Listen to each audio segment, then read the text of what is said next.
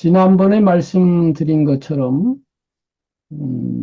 제가 한국 명수필, 세계 명수필을 계속 감상할 건데요.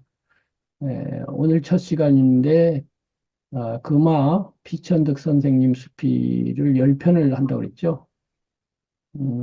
저는 선생님 수필 중에서, 3편을 특별히 명작으로 보고 있어요. 그래서 이제 수필이라고 하는 것이 좀 특이한 장르여서, 시적으로도 쓸 수 있고, 서사, 즉, 이야기로 쓸 수도 있어요. 그러니까 이제 서사로 된 문학이 소설과 희곡이 있고, 이제 시류가 또 있죠. 그래서 문학이 두 종류가 있는 건데, 시문학과 서사문학이 있죠. 그런데 수필은 시적으로도 쓸 수 있고, 서사적으로도 쓸 수 있고, 또 평론적으로도 쓸 수가 있어요. 평론은 문학을 대상으로 하긴 하지만 철학이죠. 의미를 따져보고 이렇게 분석도 해보고 하는 거죠. 그러니까 수필이라는 장르는 문학으로 할 수 있는, 언어로 할 수 있는 뭐든지 해도 돼요. 이거를 저는 이제 혼 장르라고 하는데, 혼은 섞인다 이거예요. 혼합된다. 혼 장르. 수필은 혼 장르 문학이에요. 이것이 수필의 특징이에요. 그러니까 어, 시가 아닌데 문학이고 소설이 아닌데 문학이면서 시이면서 문학이고 소설이면서 문학이고 평론이면서 문학이고 이걸 섞어도 되고 하나만 갖고 해도 되고 이렇게 혼장르 문학인데 피 선생님의 경우에는 시적인 수필로서는 수필이라고 하는 수필을 제가 가장 탁월하다고 봐요. 시의 특징 중에 하나가 비유인데 이 수필이라는 수필에는 14가지 비유가 있어요. 수필을 14가지 사물에다가 비유를 했어요. 수필은 청자 연적이다. 그래서 청자 연적에다 비유했고, 수필은 나니오 하기요 여인이다. 4가지가 또 있고, 그 뒤에도 계속 비유가 나옵니다. 수필은 산책이다. 수필은 독백이다. 뭐 이렇게 해서 나오죠. 그 다음에 이제 서사. 이야기로 된 거는 가장 널리 알려진 인연. 인연이라는 수필은 그야말로 뭐 소설이라고 해도 되죠. 소설 중에 사소설이라는 소설이 사사롭다는 사소설인데 대개 일본 작가들이 이걸 잘 써요. 사소설은 반쯤 수필처럼 쓰는 거예요. 어떤 사람이 나는 이러면서 간단한 이야기를 줄줄줄줄 이렇게 풀어내는 건데 뭐 복잡한 구조도 없고 스토리도 간단하고 비교적 길이도 짧고 주로 담담하게 이렇게 써서 소설하고 수필하고 경계선에 있는 것 같은 일본 작가들이 그런 거 진짜 잘 써요. 사소설이라고 있는데 사소설하고 비슷해요. 이 인연이라는 작품은. 그걸 그냥 소설이라고 발표한다고 해서 큰 문제가 없어요, 사실은. 한두 군데 수필적인 요소가 있죠. 마지막에 오는 주말에 춘천에 갔다 오려 한다. 소양강 가을 경치가 아름다울 것이다. 이런 구절만 빼면 그냥 소설인 거예요. 그래서 서사문학, 이야기문학으로서는 그 인연이 이제 대표작이고 세 번째로 5월. 5월이라는 작품은 시적이면서 서사적이에요. 두 가지가 혼합되어 있어요. 그래서 이 세 작품이 가장 훌륭하다고 생각하고 있고요. 그 다음에 평론적인 수필은 거의 없습니다, 비선생님. 평론 철학적인 것은 없고 굳이 찾는다면 맛과 멋이라고 하는 수필을 보면 맛하고 멋을 계속 비교하고 있는데 어떤 의미에서는 이제 논리적이고 설명적이기 때문에 철학적이라고 볼 수는 있으나 그렇다고 해서 뭐 깊은 데까지 파고들지도 않고 그냥 한번 비유로 끝나기 때문에 네, 그렇게 특별한 작품으로는 보이지 않거든요. 그래서 이제 이 세 작품을 나중에 천천히 감상을 하겠지만은 오늘은 지난번에 공유한 제가 보내드린 원고 중에 피천등론 해갖고 엄마라는 작품을 분석한 거 있었잖아요. 혹시 읽어보셨나요? 네, 말을 알아듣게 제가 썼나요? 쉬운가요? 어려운가요? 어렵지는 않았어요. 어렵지 않았어요? 아이고, 다행이네. 우리 저 불꽃님은 어때요? 저도 어렵지 않고 그냥 음, 답답히 읽을 수 있는 예, 것들이었어요. 예, 그 금화 피천득이라고 하셨잖아요. 예. 예, 금화라는 뜻이 무슨 뜻인가요? 금화는 이제 선생님 아호인데, 검은 고 금자에다가, 아이 아자, 어린아이, 아동할 때 아자예요. 이 호는 춘원 이광수 선생이 지어주신 거예요. 그래서 이광수 선생하고 금화 선생님은 인연이 깊습니다. 이광수 선생이 동아일보 편집국장을 오래 하셨는데요. 그 당시에 피 선생님이 이광수 선생 댁에서 같이 살았어요. 3년간. 뭐 하숙이라면 하숙이지만 에, 아버지 어머니를 일찍 여인 이 소년이 하도 똑똑하고 착하고 하니까 그냥 데려다 키운 거지 뭐.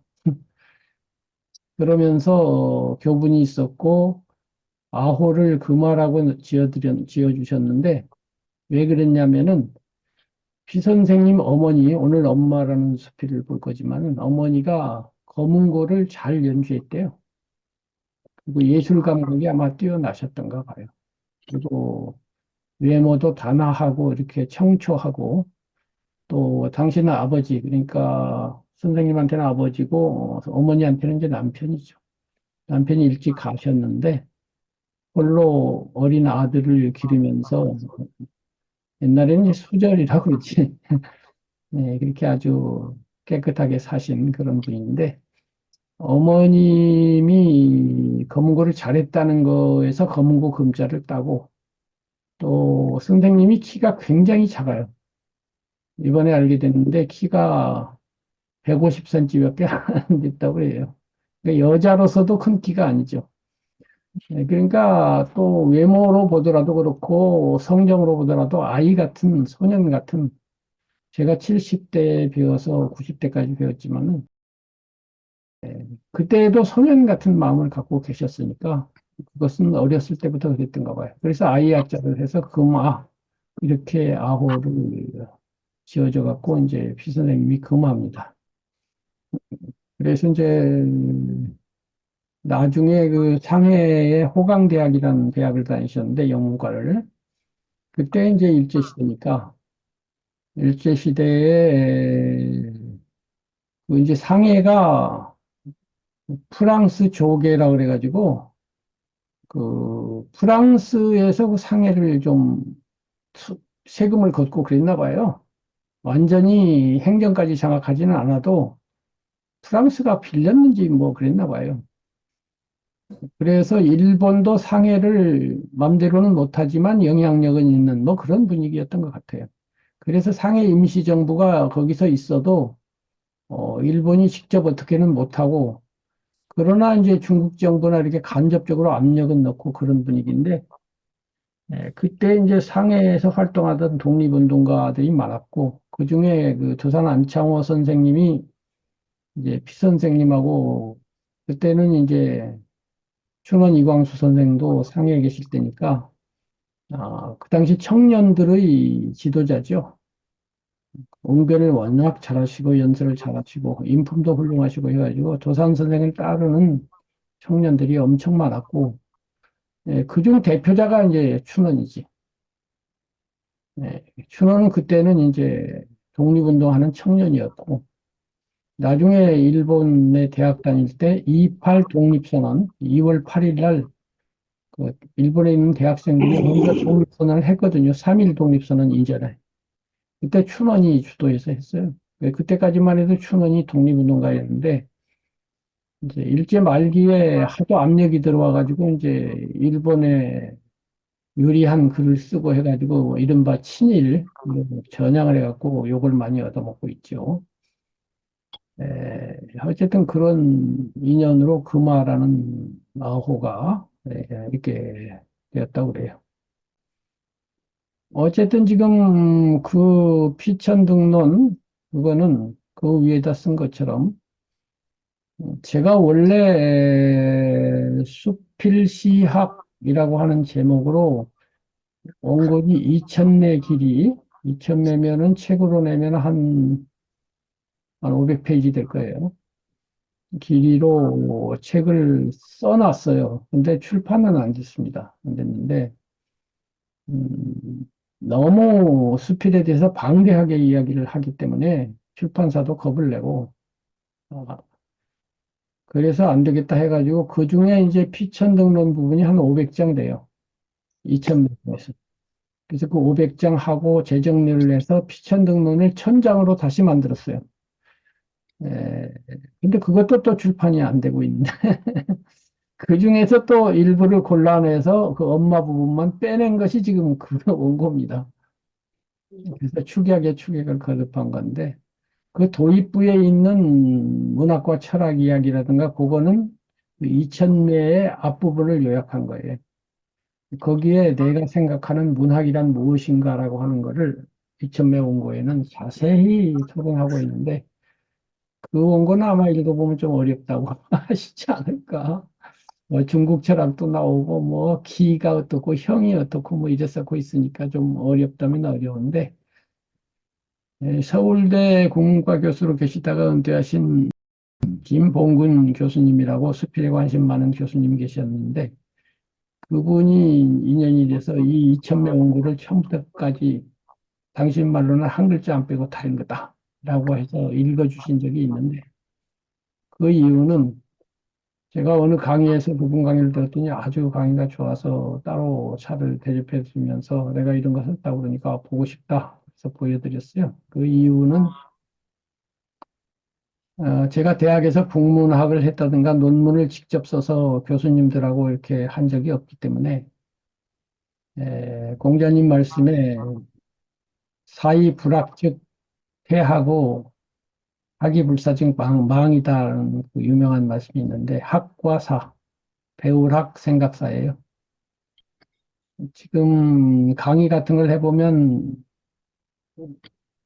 점수 수로 나오는 우수한 학생들은 맨 앞줄에 앉죠. 공부하는 사람은 뒤로 가고 앞줄에 앉아서 잘 받아 적고 선생님 말씀 한 글자도 안 놓치고 또랑또랑 쳐다보죠. 근데 그런 학생들이 이제 수미한 거로 치면 100점은 맞지만 수는 아니고 우예요. 우. 1등급이 아니고 사실은 2등급입니다. 왜 그러냐면 그런 분들은 시험은 잘 보는데 창의성과 자기주도성이 좀 약할 수가 있어요.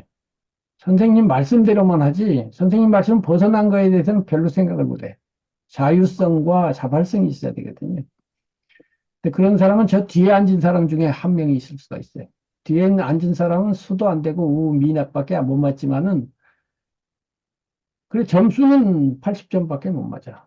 또는 70점밖에 못 맞는데 느닷없이 어떤 아이디어 하나가 150점짜리가 나오는 그런 특별한 경우가 있잖아요. 아시죠? 그런 사람들이 나중에 예술가가 되고 일을 벌이게 됩니다. 맨 앞에 있는 사람은 교수도 하고, 사회에서 착실하게 리더가 되긴 해요. 근데 진짜 리더가 되려면 좀 뭔가 플러스 알파가 있어야 되는데, 그런 사화학으로 돌아가서 배우고 생각하는 게 뭐냐면, 배울 학이 그 앞에 있는 줄에 있는 사람.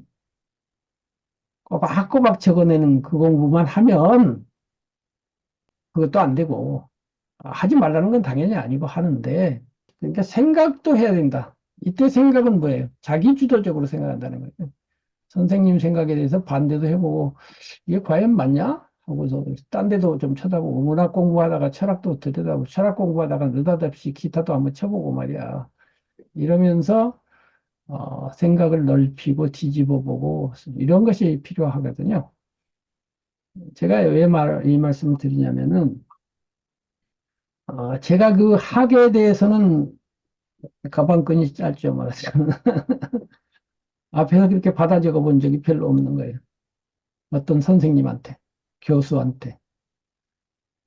그렇게 되면 당연히 사는 많이 하죠.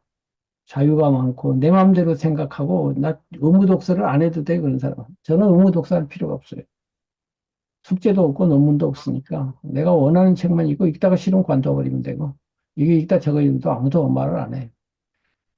그 대신 내가 필요한 것만 보니까 하나를 보더라도 확실히 내 것이 되면서 그 생각을 하고 완전히 씹어 삼키는 그런 문제는 앞에서 적는 사람보다 나은데 하다못해 그냥 뒤에서라도 들어야 되잖아요.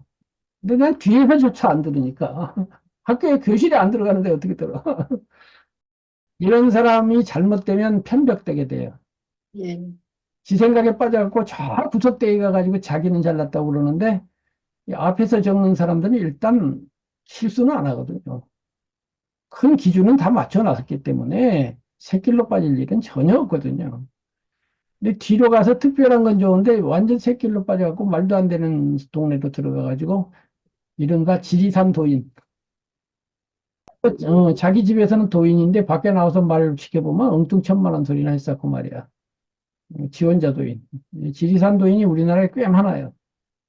자칭 부처도 엄청 많고 막 자기는 대단하다고 그러는데 제가 보기에는 별로 안 대단한 그런 분이 많은.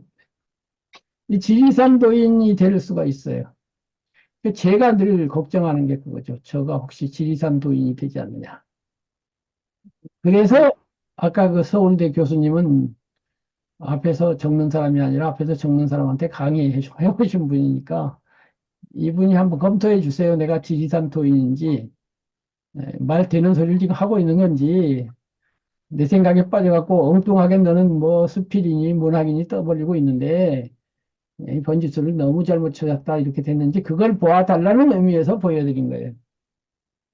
근데 고맙게도 그 원로 교수님이 처음부터 끝까지 다 읽어내려고 하면서 아주 훌륭하게 수필 시학, 김정빈 수필 시학 하나를 완성했어! 라고 칭찬을 하시는 거예요. 그래서 내가 그 말씀 드렸죠. 혹시 대학 논문을 쓴다든가 학위 논문을 쓸 때 방식에 내가 봐줘서 썼는데 그런 논문 형식에도 맞아야 되잖아요. 무턱대고 쓰면 안 되잖아요. 그런데 무슨 잘못이 있거나 고칠 때가 있거나 해주실 말씀이 없습니까? 그랬더니 하나도 없어. 그래가지고 적어도 그분한테는 보증을 받았어요. 음. 또 하나 그걸 여쭤본 이유 중에 하나는 일반 대학 박사 논문이나 뭐 이런 수준에서 거론하는 것보다 훨씬 넓은 범주에서 이야기를 시작하고 있어요. 인생은 무엇인가라고 하는 데서부터 시작한다고. 이건 뭐 4대 성인도 그렇게 시작은 안 했어요. 인생이 뭐라니? 이것처럼 더 넓은 범주가 없는 데서 시작을 해서 인생 안에 예술의 자리를 잡고 예술 안에 문학의 자리를 잡고 문학 안에 수필의 자리를 잡는 식으로 해놨으니 제일 앞에가 문제예요. 지리산 도인으로 지멋대로 인생 뭐라고 했는데 이게 엉뚱천만하면 천만할 가능성이 무지하게 많죠.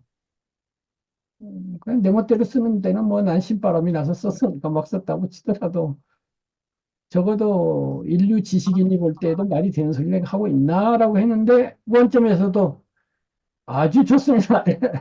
그러니까 그거 쓴 지가 한 20년 전이에요. 꽤 오래됐어요.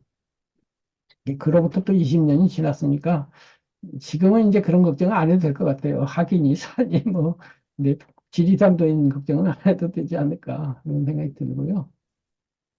그 중에 인생은 무엇인가까지는 그만두고 그 아래 단계에서 철학이 뭐냐 문학이 뭐냐가 지금 그게 나온 거예요.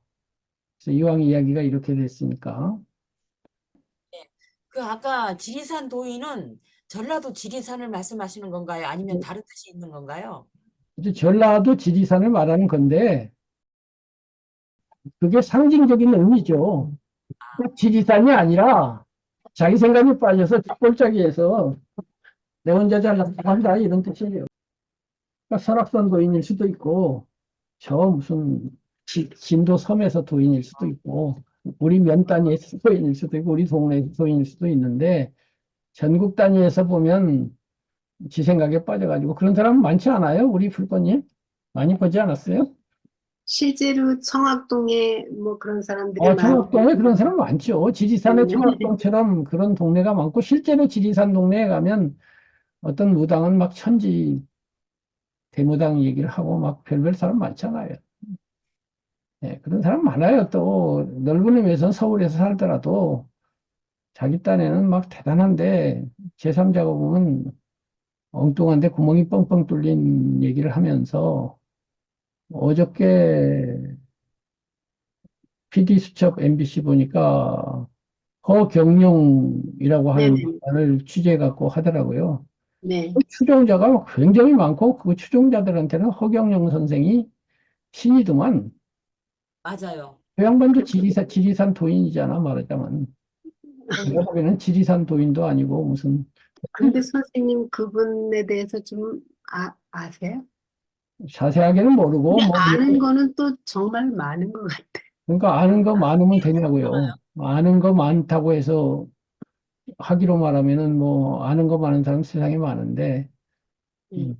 그 아는 것이 잘 정리가 돼 있고 전국을 다 커버하면서 알아야지 한 군데 구멍이 뻥 뚫려 보이거나 또는 왜곡돼 있으면 아는 게 다 헛고생이 되죠. 아는 게 많은 게 오히려 화가 될 수도 있죠. 음. 오히려 시골에서 평생 농사만 짓고 책이라고 거의 읽지 않은 농부라 할지라도 아주 지혜로운 사람이 있는 법입니다. 그분들은 자연과 함께 하잖아요. 자연과 함께 자연의 한다고, 이법을 자연과 함께 한다고 다 그런가요? 모든 시, 닮잖아요. 자연. 모든 시골 노인이 다 그런가요? 아니에요. 그러니까 이제 좀 잘 분별을 해야 되고요. 어쨌든 간에 이제 거기에서 제가 그 분별하는 거는 저 자신이 하기에는 너무 거창하니까 저는 불교하고 유교, 정확하게는 유가란 말하고 유교란 말은 좀 달라요. 도교도 도가하고 도교는 다르거든요. 교자는 이제 종교라는 의미에서의 교고요. 가는 사상이라는 의미에서 이제 가로 저는 그렇게 써요. 그리고 일반적으로도 그렇게 쓰죠.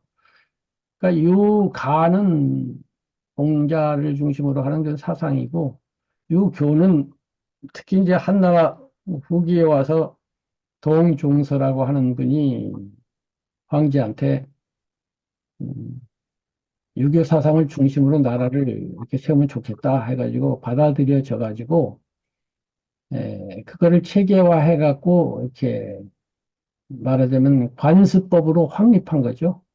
삼강오륜이니 뭐 남자는 이렇게 해야 되느니 뭐 여자는 저렇게 해야 되느니 하는 무슨 수많은 규정을 정하고 그런 것이 오늘날 나쁜 의미의 유교 아주 고식적이고 답답하고 봉건적이고 이런 것이 유교에서 많이 됐어요.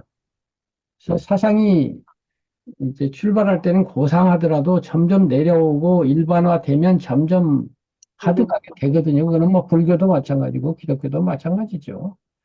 밑에서 믿는 사람들은 석가모니 뜻도 모르고 예수 뜻도 모르죠. 그냥 껍데기만 붙들고 앉아있게 돼 있죠. 그러니까 유교도 마찬가지예요. 그래서 그런 하등한 것을 보고 유가 자체를 비판하는 것은 지나쳐요. 어떤 목사가 살인을 했다고 해서 그걸 예수님한테 책임을 묻는 것 같은 소리인데 그건 아니죠. 어쨌든 그렇게 했는데 유가하고 불가의 사상은 더 나가서 동북아시아 사상의 특징은 서복관이라고 하는 미학자가 한마디로 정리를 잘했더라고요. 개체에서 군체. 개체는 개인, 그래서 이제 개인체라는 거예요. 개체에서 군체는 여러 사람이라는 거예요. 우리 군자, 몸체자. 개체에서 군체라고 했는데 한마디로 말해서는 나로부터 남으로예요. 나라고 하는 개인으로부터 나 아닌 많은 사람들과 이 세상 사물을 향하여 나간다 이거야. 1번이 나다 이거야. 나 아닌 거는 2번이다 이거예요. 군체. 군체라는 말 속에는 사람도 들어가지만 나무 풀도 군체지. 그게 유교도 그렇고 불교도 그렇고 개체에서 군체로 나갑니다. 나를 먼저 수양해가지고 수양된 마음으로 많은 사람들에게 편안하게 하고 덕을 베풀어라. 이게 공자님의 사상이고 불교도 상구보리 하와중생. 먼저 깨닫고 깨달아서 밝아진 마음으로 중생에게 이익을 주어라. 이렇게 돼 있잖아요. 근데 서양 사상, 기독교 사상은 좀 달라요. 나로부터 출발한다는 게 명확하지를 않아요. 잠정적으로는 그런데 그 유교하고 불교처럼 명료하게 처음부터 선언해놓고 있지를 않아요. 그래서 소크라테스나 플라톤 같은 경우는 계속 사회가 어떠하냐고 토론을 해요. 사회. 아리스토텔레스도 무슨 인간은 사회적 동물이다. 그리고 정치학 이러면서 사회가 무엇이며 나와 너의 관계는 어떠하며 거기서 윤리가 어떠하며 계속 관계, 남과 관계 짓는 거예요. 관계 짓기 전에 공자나 부처님은 관계 이전에 네 혼자 안방에서 혼자 있는 방에서 니를 수양해라. 그리고 방에로 나와라 이렇게 돼 있는데 처음부터 방에 나와 있어. 요게 엄청난 차이가 있어요. 제가 지금 불교에 쓰고 있는 것도 이 문제를 직간접적으로 다루고 있는데 어쨌든 저는 그래서 이 육아하고 불가에 입각해서 아까 말한 이 어마어마한 인생은 무엇인가를 거기서부터 풀고 있다 이 말이야 간단히 말했어.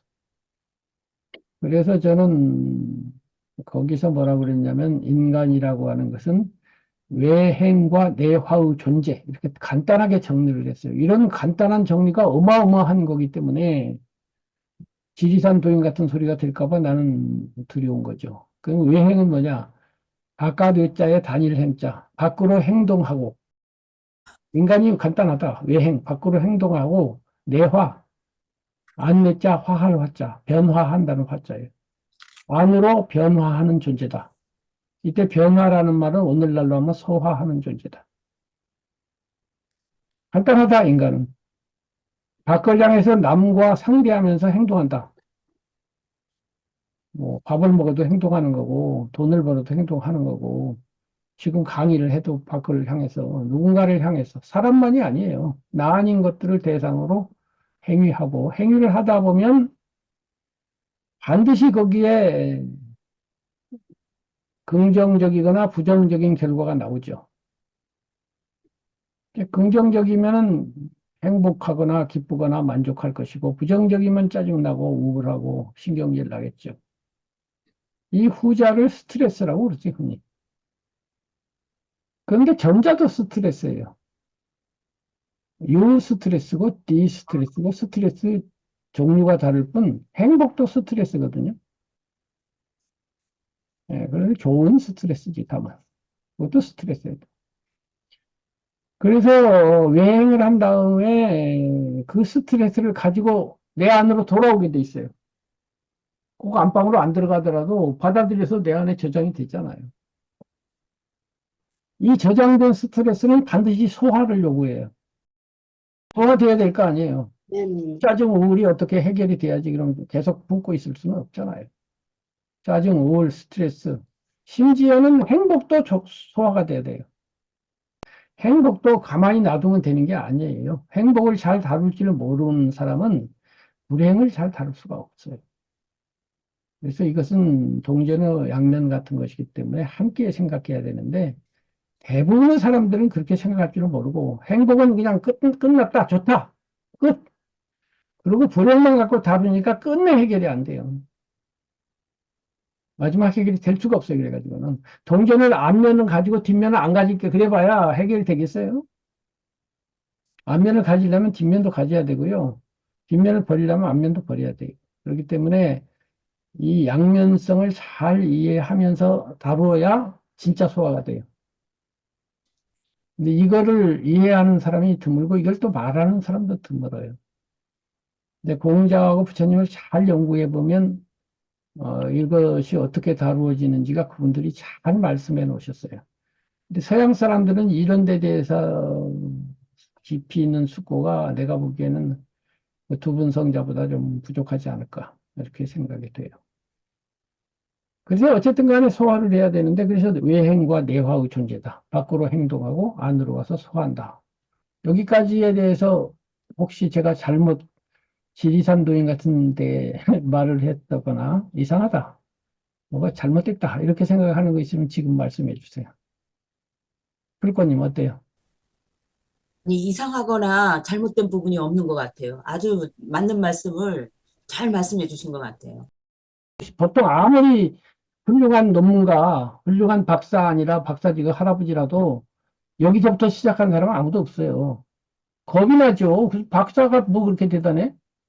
박사가 인생 전체를 논한다고 나서면, 야, 이제 뭐 박사가 그거까지 하냐, 그러지. 그러니까 수필하면 문학이 뭔가에서도 시작을 안 해요. 나 그런 논문 본 적이 없고요. 옛날에 문학이란 무엇인가라는 책이 문학과 지성사에서 나왔거든요. 그래서 제가 관심이 있으니까 샀는데, 그 책을 보면 막 외국에 뭐 유명하다는 사람들이 문학이 뭐라고 막 여러 꼭지로 돼 있어요. 근데 맨날 읽어봐야 나는 그게 도대체 이거 더 알 수가 없어. 지금 저처럼 설명하면 되게 쉬울 텐데 그렇게 알기 쉽게 해놓은 책을 지금까지 본 적이 없고, 그래서 그런지 지금 그 책은 나오지도 않아요. 그런데 그 뒤에는 나는 문학이라는 것이 무엇이라고 전체적으로 토론한 책이 뭐 어디 가면 있겠지만은, 문학 개론 같은데 짤막하게는 있겠지만은 자세하게 토론한 책은 아직까지도 세계 대표적인 명작이 뭐라고 하는 거는 모르겠어요. 그런데 하여튼 저는 그렇게 했어요. 그래서 외행의 대표 인간 활동을 세 가지, 내화의 대표 인간 활동을 세 가지로 내가 딱 들었어요. 외행의 대표가 뭐냐? 1. 경제, 2. 정치, 3. 군사. 맞지 않아요? 경제, 밖으로 나가서 경제 활동 하잖아요. 예. 기본적으로 인간은 생물학적 존재로서 경제적 이익이 없으면 먹고 잠자고 할 수가 없기 때문에 당연히 경제적 활동을 하고요. 두 번째는 정치인데, 정치라는 거는 꼭 지금 무슨 정치가가 된다 그런 뜻이 아니고, 이익을 조정한다는 거예요. 난 정치도 복잡하게 설명 안 해요. 정치란 이익의 조정이다. 이걸로 끝이에요. 그러면 이익이라는 게 여당, 야당이 정치한다. 그러면 여당, 야당이 우리 편은 나한테 60% 주세요. 너는 40%만 하세요. 아니야. 내가 60%할 거야. 해가지고 잡아당겨서 줄다리기를 해가지고 5대5로 합시다. 이렇게 하는 게 정치예요. 근데 우리가 국회의원 수가 많으니까 우리가 조금 더 갖고 너는 조금 덜 가져. 그래, 할 수 없다. 이렇게 하는 게 정치거든요. 그러면 집안에서도 부부가 사랑할 때는 괜찮은데 경쟁할 때도 있어요. 가족도. 그래고 아들을 외고에 보낼 거냐, 일반 고등학교에 보낼 거냐. 가지고 의견이 달라. 그런 때 어줍지 않은 이 상담가들은 사랑하라고 주장하는데, 아니, 지금 사랑하면은 외고를 보낸다는 거야. 안 보낸다는 거예요. 사랑 갖고 해결이 안 돼요. 부부가 사랑하는 거하고 지금 외고 가는 거하고 관계가 있냐? 사랑하면 외고를 가고, 뭐 안 사랑하면 일반고를 가는 게 아니잖아. 둘 다 남편도 사랑하고 아내도 사랑하는데 사랑의 방법이 외고 가는 게 얘한테 좋으냐 일반고 가는 게 좋으냐 이 말이지. 근데 그걸 사랑하고 어떻게 해결을 해. 사랑 만능주의가 이게 바보 같은 소리예요. 사랑하지 말라는 게 아니라니까. 사랑이 적용되는 선까지가 있고 사랑이 적용 안 되는데 호혜의 원리가 적용되는 게 아니라 경쟁의 원리로 넘어가는 순간이 있다고요. 부부라 할지라도 각각 남이기 때문에 의견이 다를 때는 이미 부부가 아니요. 경쟁자요. 나는 산으로 가자 그러고 너는 강으로 놀러 가자 그럴 때는 경쟁자지 사랑하는 관계가 아니라고. 나 아닌 모든 대상은요. 아무리 가까운 우호자라 할지라도 맨날 우호자인 법이 없어요. 어느 순간에는 경쟁자로 가는 거고 심지어는 적이 되는 거예요. 부부싸움을 할 때는 적이야. 부부가 아니요. 그러다가 야 하고서 한 발 후퇴해서 이제 조정을 한단 말이에요. 조정. 왜 우리가 회사에 나가서 장사를 하고 남과 상대를 할 때 조정을 하잖아요. 나는 10만 원 받았으면 좋겠는데 저 사람은 만 원밖에 안 주려고 하니까 조정을 해서 5만 원으로 합시다. 이렇게 하는 거 아니에요. 내 맘대로도 안 되고 네 맘대로도 안 되는 게 경쟁 관계예요. 그와 마찬가지로 사랑하던 사람들도 의견이 달라질 때 조정의 기술이 있어야 부부가 잘 사는 거지. 이거 정치요. 두 사람 간의 정치라고 이게. 정치와 조정 기술이 있어야 부부가 화목하지. 사랑이 많아서 화목한 게 아니라고요. 제발 좀 그것 좀 알아주세요. 지금 불꽃님 상담사이신데 제 말 듣고 뭐 생각난 거 있으면 말해봐요.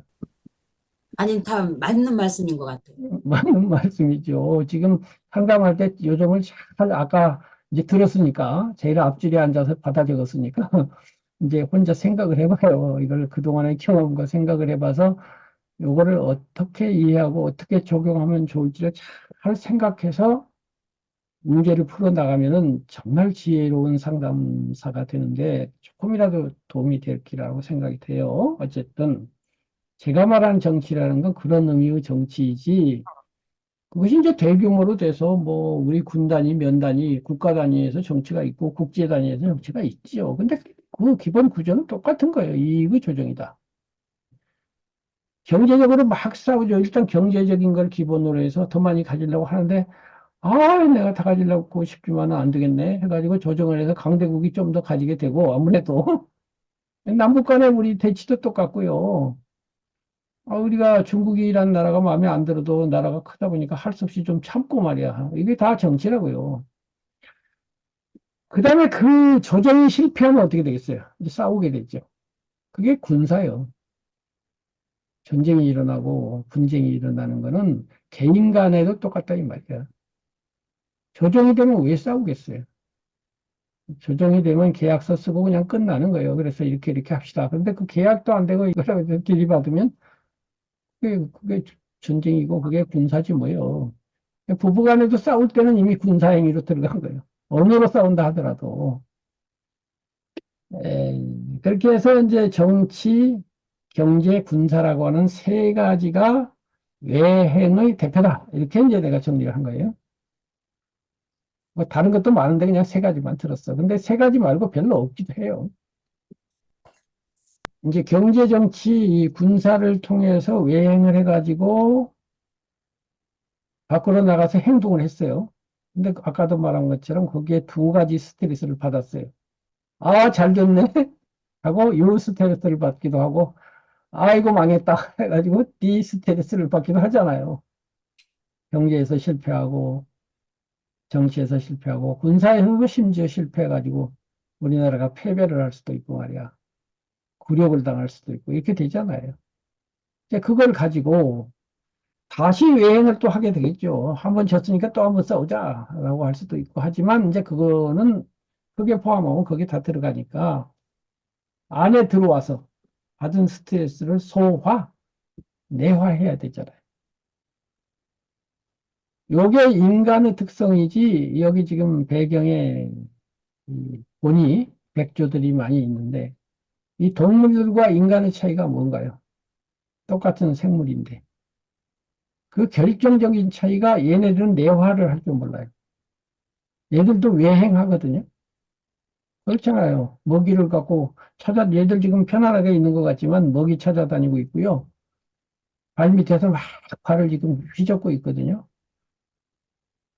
그거 다 암암리에 얘들도 경쟁하고 있어요.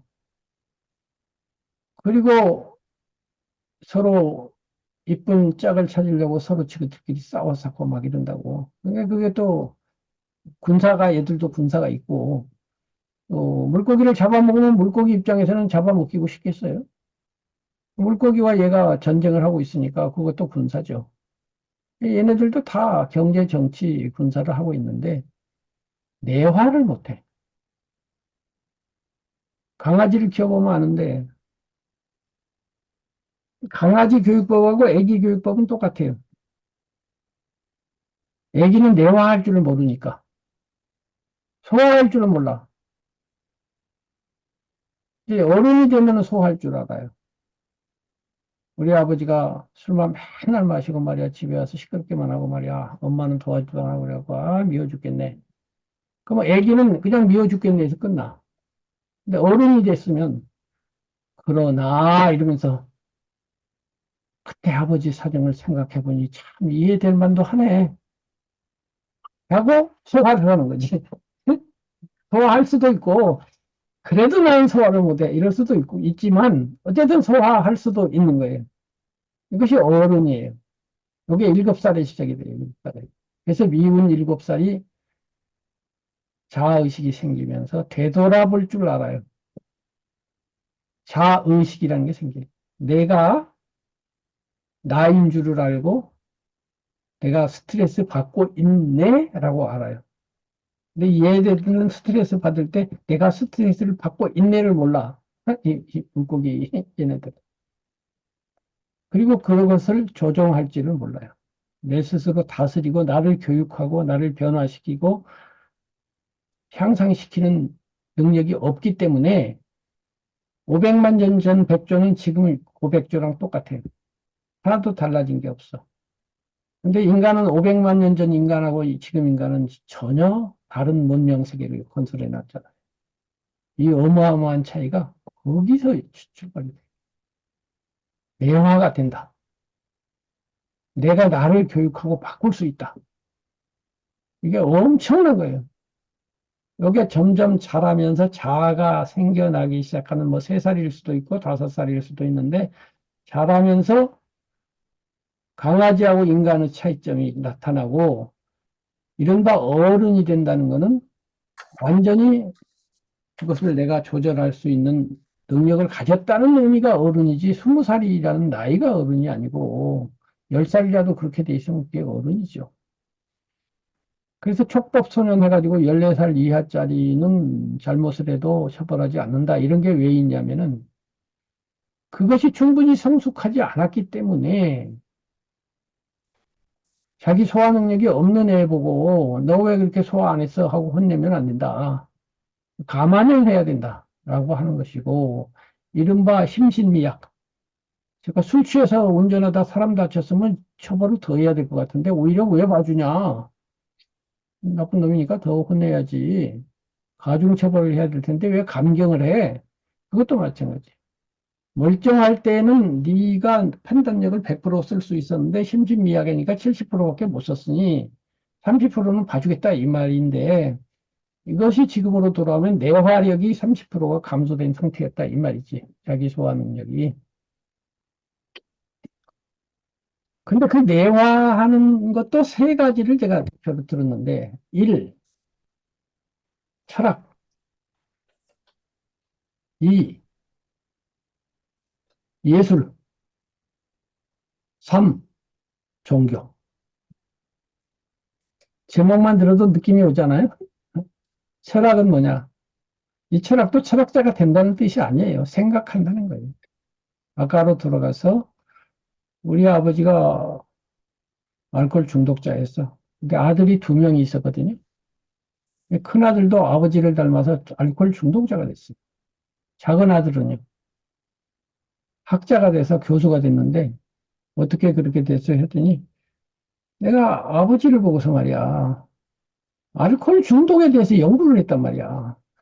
어떻게 하면 알코올 중독이 걸리냐 하고서 술과 심리를 연구한 끝에 똑같은 아버지 알코올 중독은 똑같은데 큰아들은 동물이야. 자기 교육이 없어. 주입된 대로 그냥 본 대로 배우고 그냥 내버려 둔 거지. 근데 작은 아들은 아까 어른으로서 심신미약자가 아니고 야 나는 아버지처럼 살면 안 되겠구나 이렇게 해서 연구를 해서 박사가 됐다 이 말이지. 그럴 수 있잖아요. 이렇게 생각할 줄 아는 것을 철학이라고 하자 이 말이요. 꼭 철학자가 되자는 게 아니고 밖에서 받은 스트레스를 가지고 와서 이 생각을 통해서 이놈을 소화시키는 걸 철학이라고 하자 이 말이야. 생각을 요리도 해보고 저리도 해봐서 내가 지금 나라를 잃어버렸어. 스트레스가 확 나는데 생각을 해. 그 마음에서 정리를 해가지고 이렇게 해가지고 뭐 다시 기운을 내든지 간에 어쨌든 간에 이렇게 생각의 정리를 통한 소화가 하나 있는데 그걸 철학이라고 하고 두 번째 예술. 예술은 이제 감성과 직관으로서 하는 거예요. 특히 감성. 마음이 감동하고 감흥하고 노래를 부르면 흥겨워지고 기분이 막 들뜨기도 하고 차분히 가라앉기도 하고 눈물을 흘리기도 하고 눈물을 흘리면 당연히 마음에서 정화가 일어나잖아요. 그러면 당연히 스트레스가 감소되지. 이른바 카타르시스가 일어나서. 그러니까 이 예술이라는 의미에서는 넓은 의미에서 사랑도 여기 예술이 포함될 수가 있어요. 이런 의미의 예술이라면. 제가 1953년 1월생인데, 음력으로 치면 52년생인데요. 이른바 베이비 부머 시대 같아요, 그때가. 1953년생, 2년생을 무수히 만나요, 살다 보면. 그 나이 또래에 출생자가 많았던 것 같아요. 그게 왜 그러냐? 이 전쟁 때라 그래요. 1950년도에 전쟁이 일어났다가, 그 다음에 1월경, 1952년 1월경에 이제 막 일사후퇴하고서 또 올라갔다가 1953년 7월 27일인가 휴전이 됐잖아요. 그럼 전쟁 기간이거든요. 전쟁 기간에는 출산율이 높아지게 돼 있어요. 왜? 전쟁은 외행이 극심한 시대 아니에요. 경제, 정치, 군사 중에서 군사 시대라고. 이걸 조정하기에는 너무나 급박한 시대예요. 정치는 해결 안 돼갖고 지금 치고받고 막 죽이고 살리는데 무슨 거기 경제도 뭐 뒷전이고 살기부터 해야 돼요. 안 먹어도 좋으니까 살아야 돼. 이렇게 극심하다 보면 여행에서 받은 스트레스 양이 엄청나게 늘어나겠죠.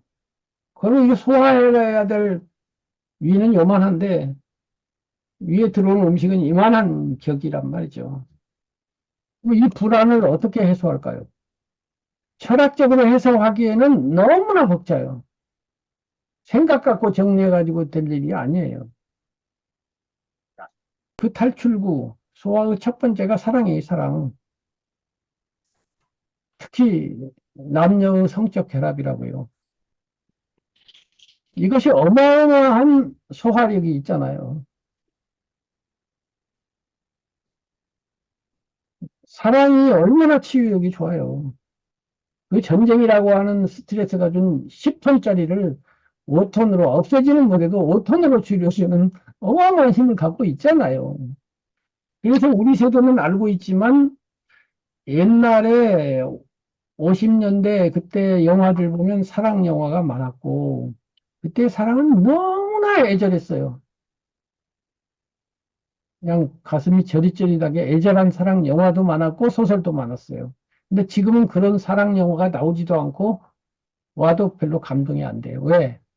여행에서 받는 스트레스가 그때는 전쟁 직후이기 때문에 엄청나기 때문에 모든 사람들이 그 해소를 원하고 있는데 그런 영화가 먹히죠. 지금은 스트레스가 그렇게처럼 강하지는 않기 때문에 살살살살 하는 영화밖에 안 나오는 거예요. 닥터 지바고 같은 게 지금 나올 수가 없어요. 그렇지 않아요? 이치가 분명하죠.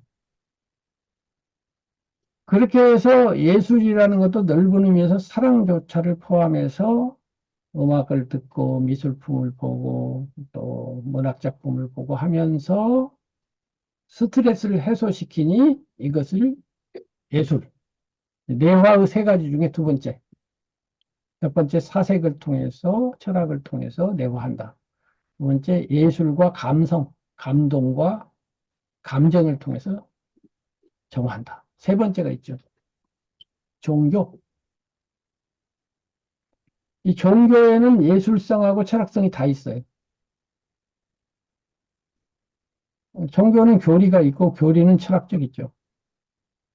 근데 단지 교리만 있으면 그게 철학이지 종교가 아닌데 그 교리가 철학이 말하는 것보다 훨씬 먼 데까지를 말을 하고 믿음을 요구하면서 철학이 없는 동네까지를 확장하니까 그게 종교인데 예를 들면 뭐 신이다 뭐 죽음 이후에 윤회를 한다 뭐 천당이 있다 뭐 기타 등등 그리고 그 종교적으로 믿음을 통해서 들어가는 그 신심의 경지랄까 상태가 예술 상태하고 상당히 유사해요. 이른바 망아, 나를 잊어버리고, 모라, 나에게 몰입해버려서 나가 깜빡 사라짐으로써 일어나는 무번뇌, 번뇌가 중지되는 상태가 일어나요. 이 종교에서. 하느님을 계속 부르다니까 그냥 황홀지경이 들어간다든가, 이렇게 되는 건데, 그게 예술적으로 음악 감상을 통해서 황홀지경이 들어가는 거하고 상당히 유사하죠. 이렇게 해서 내화 세 가지를 들어보자. 이렇게 됐어요. 그 다음에 그 내화 세 가지 중에서 이제 막 비유로 말하면 제가 전국, 인생이라고 하는 전국 지도를 6도 강산으로 나눈 거예요. 8도 강산이 아닌 6도 강산으로. 그래서 남한, 북한으로 우선 나누자. 북한은 외행, 남한은 내화. 이렇게 할 수 있겠죠? 그다음에 북한을 3도로 나누었으니 경제, 정치, 군사. 남한을 3도로 나누니 철학, 예술, 종교. 그러면 이제 예술 도로 들어가 보자 이 말이야. 이제 조까지는 했으니까. 그죠? 이런 식으로 제가 책을 쓴 거예요. 예술 도로 들어가니 예술 도에서 군을 세 개로 또 대표적으로 해보자. 이렇게 해서 미술, 음악, 문학 이렇게 한 거예요. 다른 것도 많이 있지만 그냥 세 가지를 들은 거예요. 그러면 이제 미술군, 음악군, 문학군이라는 군이 있는 거야. 그 문학군으로 또 들어갑시다 해가지고 시, 소설, 수필 이렇게 한 거예요.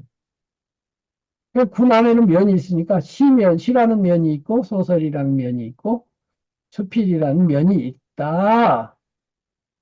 이러면서 이제 수필이 뭔가를 규정을 해 들어가는 그런 문제인데 지금 오늘 읽으려고 했던 피 선생님 그 수필론에는 그 철학과 문학에 대해서 시작을 하고 있어요.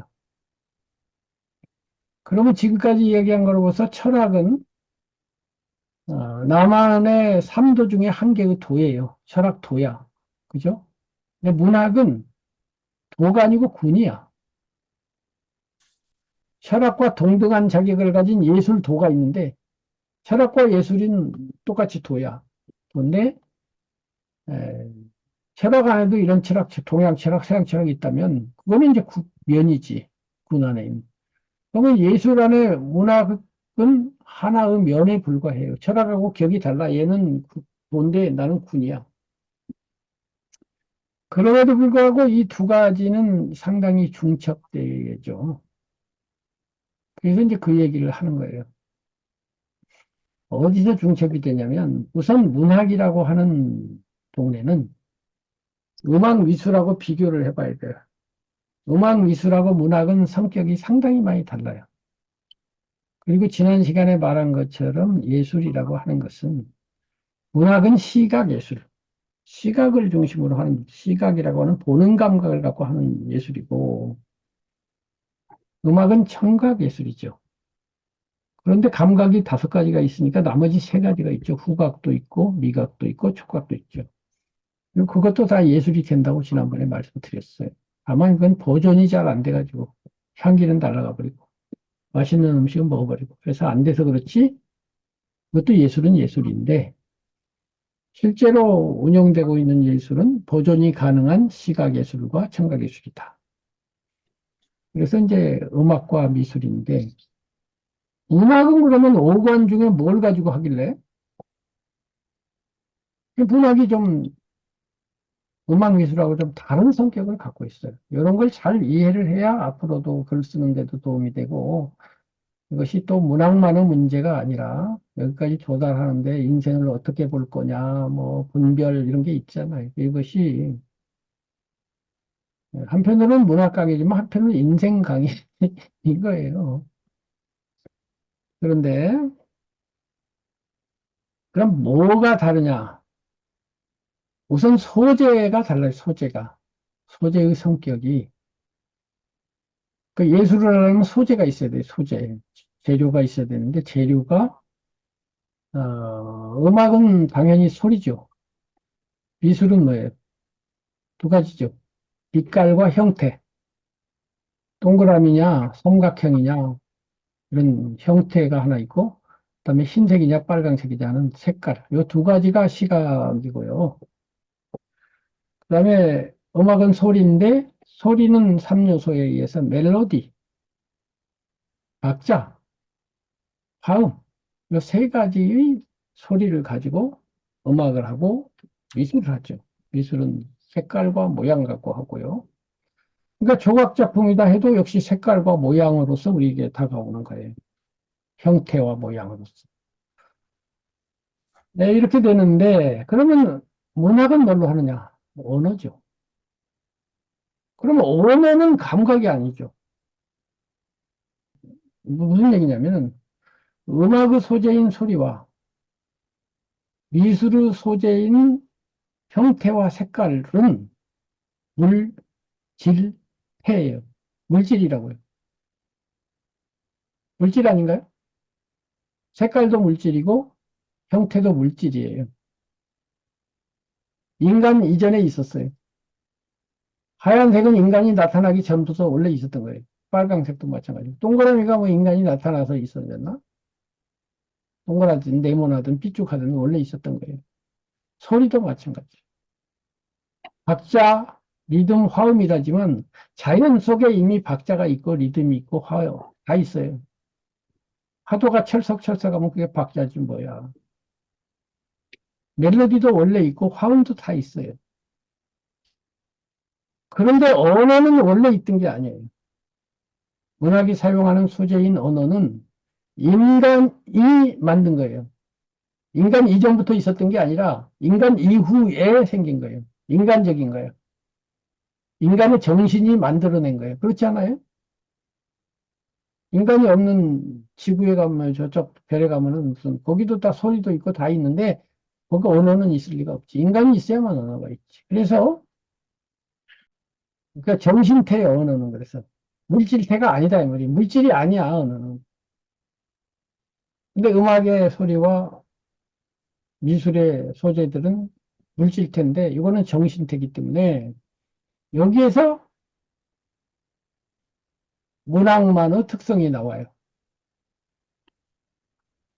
정신태라는 건 의미태라는 거예요. 의미가 있다는 거예요. 말이라는 거, 문학의 소재라는 언어는 원래 의미 전달하려고 생겨요. 백조, 그러면 백조라는 말이 그냥 소리로서 백조가 아니라 뜻이 있잖아, 뜻이. 이렇게 생긴 요놈을 가르치려고 만든 거 아니에요. 그 말이 담고 있는 내용이 있다고. 근데 원래 도레미파솔은 아무런 내용도 없어요. 여기 무슨 내용이 있어요? 그냥 소리요. 빨강색이 무슨 내용이 있어? 아무 내용도 없어요. 그런데 백조든지 뭐 사랑이든지 의미가 있는 게 단어인데 요걸 갖고 예술을 하기 때문에 음악 미술과 문학은 좀 달라요. 그래서 문학가 중에서 위대한 철학가는 굉장히 많아요. 그리고 문학에서는 깊은 철학적 내용이 담긴 문학 작품도 많아요. 그런데 미술과 음악에서 깊은 철학을 찾아내기는 어렵거나 없어요. 미술 평론가는 몇 명 안 되고 음악 평론가도 몇 명 안 되는데 문학 평론가는 되게 많아. 왜? 평론이라는 건 의미를 찾아낸다는 건데 문학 갖고는 찾아낼 게 많은데 미술 평론가는 되게 힘들어. 의미 찾아내기가. 음악 평론 마찬가지. 왜냐하면 그게 물질태가 그래요. 물질 자체가 원래 의미가 없는 건데 여기다 의미를 부여해야 되니까. 그렇다고 해서 음악 미술에 의미가 없다고 하면 안 되고 내가 보기에는 음악은 9대1로 물질적인 요소가 9고 의미적인 요소는 1 되는 거고 미술은 한 8대2로 많은데 문학에 오면 6대4로 의미성이 우지하게 많아져요. 그게 왜 그러냐면 언어라는 소재 자체가 의미를 갖고 있으니 그런 거 갖고 문학을 하니 의미가 많을 건 너무 당연하지. 이게 문학의 특징인데 이러한 언어가 갖고 있는 의미성은 철학하고 관련이 되는데 철학이라는 것 자체도 언어로 하잖아요. 문학도 언어로 한다, 철학도 언어로 한다. 그러니까 소재가 철학이나 문학이나 또 같다 보니 문학의 철학성이 있고 좀 형제간 비슷한 그런 것이 있는 거예요. 그래서 정확하게 말하면 문학이라고 하는 것은 예술군의 한 면이지만은 정확하게는 예술군에 속하는 면이 60%고 문학 면적이 100만 평이면 그중에 60만 평은 예술에 속하지만은 40만 평은 철학에 속해요. 문학과 철학의 양다리를 걸치고 있는 게 문학이라는 예술이야. 근데 예술 부분이 많다 보니까 예술도에서 다스려. 근데 철학도에서도 우리 지분이 있는데요? 하고서 양쪽에 다리를 걸치고 있다, 이 말이에요. 또 철학 쪽에서도 문학 쪽으로 건너오는 철학자가 또 들어있고, 문학 쪽에서 철학 쪽으로 건너가는 문학가가 있는 게 그래서 그래요. 그래서 철학가 중에 문학적인 경향이 많은 니체 같은 사람이 쓴 자라투스트라 같은 걸 보면 상당히 문학적이고, 또 문학가인데 단테의 신공이나 이런 거 보면 거의 철학책이고, 이런 차이가 나오는 거예요. 그래서 지금 피선생론으로 들어가서 제일 앞에 철학과 문학이라고 하는 게 나오는 게 이제 여기까지 설명하는데 지금 이 장구한 이야기가 된 것인데, 그러나 똑같은 언어를 사용을 하기는 하는데, 철학은 어떻게 사용하고 문학은 어떻게 사용하느냐에서 이게 철학적 언어와 문학적 언어가 있다라는 게 지금 제가 쓴 첫 번째 1차 언어와 2차 언어 거예요. 그게 이거를 본문에서는 한 뭐 7, 8줄인지 15줄인지로 설명했지만 이 배경에는 이런 장대한 이야기가 있는 거예요. 그러니까 여러분들은 쉽게 읽었다니까 다행인데 이제 제가 얘기해갖고 더 쉬워진 게 아니라 더 어려워졌는지 모르겠는데 그래서 원래 언어라고 하는 것은 소리를 이용해서 발음을 해가지고 듣는 사람에게 내가 뭐를 전하고 싶은데 내가 백조, 그랬으면 제도 백조 떠올려서 오차가 없어야 제대로 된 언어잖아요. 그러니까 어떤 사물에 대한 기호예요, 기호. 예를 들면 내가 이제 원시시대에 밖에 나갔다가 큰 곰을 만나가지고 아이고 무서워서 막 도망왔어. 그래서 와가지고 왜 그렇게 헐레벌떡 하냐? 그러니까 내가 말이야 곰이라는 단어가 없다고 가정하면 뭐라 그래야 될까? 뭐시기 거시기 뭐시기 해갖고 거시기 이렇게 큰 거 막 큰 거 시커멓고 말이야 뭐 어쩌고 저쩌고 이렇게 해야 되잖아요. 근데 약속을 하는 거예요. 그렇게 생긴 놈 우리 앞으로 곰이라고 하자. 얼른 매라고 하자. 이렇게 약속을 해놓고 곰을 만났어. 또는 아기를 낳는 여성성을 가진 거를 엄마라고 하자. 그러니까 엄마 곰을 만났어. 또는 이렇게 생긴 건 검은 거라고 하고 이렇게 흰 거라고 하죠. 검은 곰을 만났어. 이렇게 된 건 크다고 하고 이렇게 된 건 작다고 하는데 굉장히 큰 곰을 만났어. 이렇게 되면 숲이라고 그러고 이렇게 나무라고 하고 여기는 바위라고 그러는데 숲속에서 큰 바위 사이로 나오는 큰 곰을 만났어. 이렇게 말을 할 수가 있잖아요. 그 약속에 의해서 그렇게 말을 하는 거예요. 이게 약속이란 말이에요. 근데 내가 곰이라는 단어를 쓰는데 제가 듣기로는 곰이 아니고 호랑이라고 들으면 안 되잖아요. 무슨 말이냐면 일상회화에서는 내가 하는 말을 오해 없이 제가 정확하게 받아들이면 말을 잘한 거죠. 곰 하면 곰으로 듣게 말을 해야 되죠. 크다 그러면 크게 들어야지 작다 들으면 안 되죠. 그러니까 있는 그대로의 사실에 가깝도록 정확하게 말을 하는 게 1차 언어고 이것이 일상 언어고 이 일상 언어를 정교하게 쓰면 철학 언어예요. 철학은 언어의 원래 가진 목적에 충실하도록 사용하는 거예요. 그런데 문학 언어는 2차 언어 그렇게 사용하는 것이 아니고 오히려 오해를 유발하는 언어예요. 좋은 의미의 오해를 일으키는 언어가 문학 언어예요.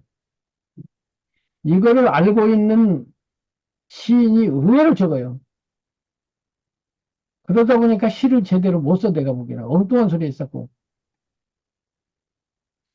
근데 대단히 미안하지만 나는 이거를 어려서부터 알고 있었어요.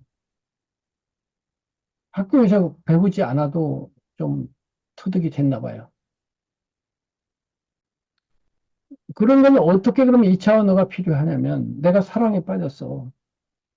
그막 너무나 행복하고 이렇게 했는데 내가 알고 있는 단어는 사랑이라는 단어도 알고 있고 나는 행복해도 알고 있고 이런 단어 몇 개를 알고 있어. 그래서 친구한테 이걸 얘기를 좀 하고 싶은데 야, 그녀는 너무 이쁘고 말이야. 귀엽고 사랑스럽고 해갖고 내가 사랑에 빠져갖고 너무 좋아. 이거는 내가 알고 있는 언어예요. 근데 그 언어 갖고는 영 성이 안 차죠.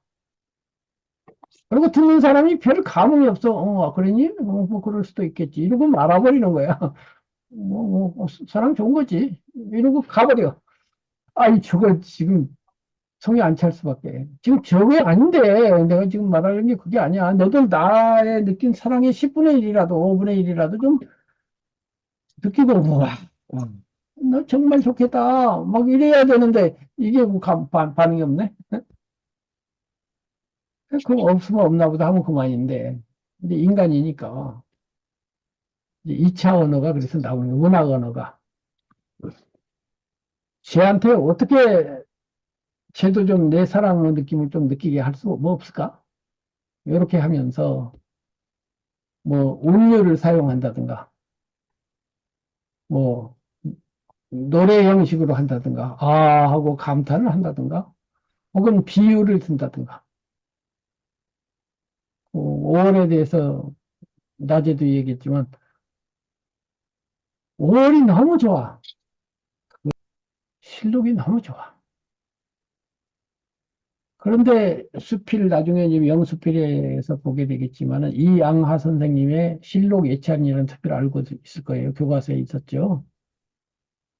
이거하고 피 선생님의 5월이라는 수필도 실록 예찬이에요, 내용이. 이 두 개를 비교해 보면 문학 언어와 철학 언어가 확실히 차이가 나요. 이양하 선생님이 연대 영문과 교수고 우리나라 대표 수필 중에 하나가 실록 예찬인데 대단히 죄송하지만 그 대단한 학자님도 지금 말한 이걸 몰라.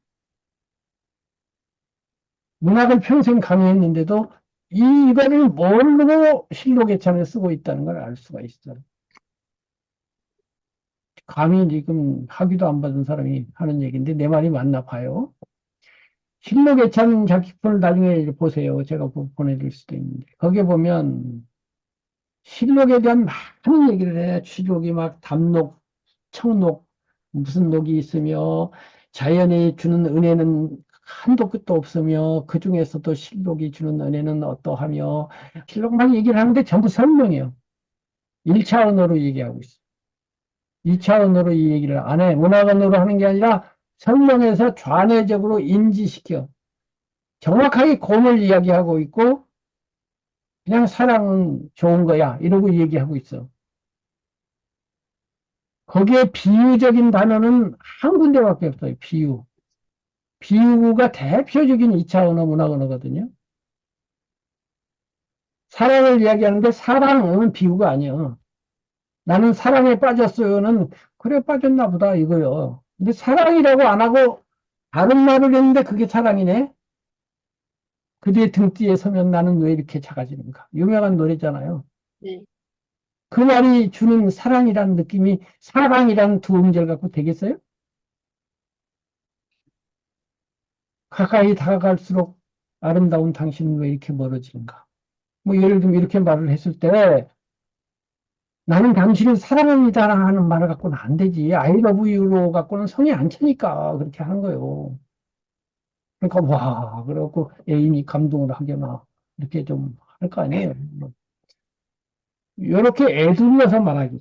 직접 말을 하는 게 아니라 삥 돌아서 애둘러 말하는 게 문학이에요. 애둘러 말하기. 애둘러 말하기 대표 사례가 삼국지라는 소설이 있어요. 삼국지에 보면 조조라고 하는 주인공이 있잖아요. 조조의 아들이 여러 명인데 첫째 아들이 조비고 셋째 아들이 조식인데 조조, 조비, 조식 세 사람이 유명한 시인이에요. 그런데 이 조조가 싸움하러 나가면 조식이가 제일 시를 잘 지어. 막 셋째 아들이. 그래갖고 참 아버님 위대하신 아버님 해가지고 참 시 같은 거 문장 같은 거 지갖고 가기 전에 읽어드리고 말이에요. 그 점수는 많이 따고 있어요 지금. 근데 조식이도 시를 지을지는 않은데 재주가 좀 모자라. 그래갖고 아버지가 셋째만 이뻐하고 큰아들인데 나는 별로 관심이 없는 것 같고 이거 이러다가 내가 세자짜리를 놓치겠네 이렇게 되는 거예요. 그래갖고 원로 노인들을 모셔다가 어떻게 하면 좋을까요? 그랬더니 이 노인들이 굉장히 현명한 사람들이 그렇게 하지 말고 아버지가 출정하실 때 그냥 조용히 나가서 말고삐를 탁 잡고 눈물을 톡 흘리는 게 싫어. 이렇게 했어요. 그게 반복되면 어떻게 될까요? 아, 나를 정말로 걱정하는 놈은 큰 놈이구나. 이렇게 될 거 아닙니까? 이게 수가 높은 거예요, 그 할아버지들이. 뭐 입으로 나불나불 해갖고 될 일이 아니라지. 그랬든 저랬든 간에 그래가지고 조피가 이제 이어받았단 말이죠. 이어받고 나니까 제 동생 놈의 새끼 좀 얄밉잖아요.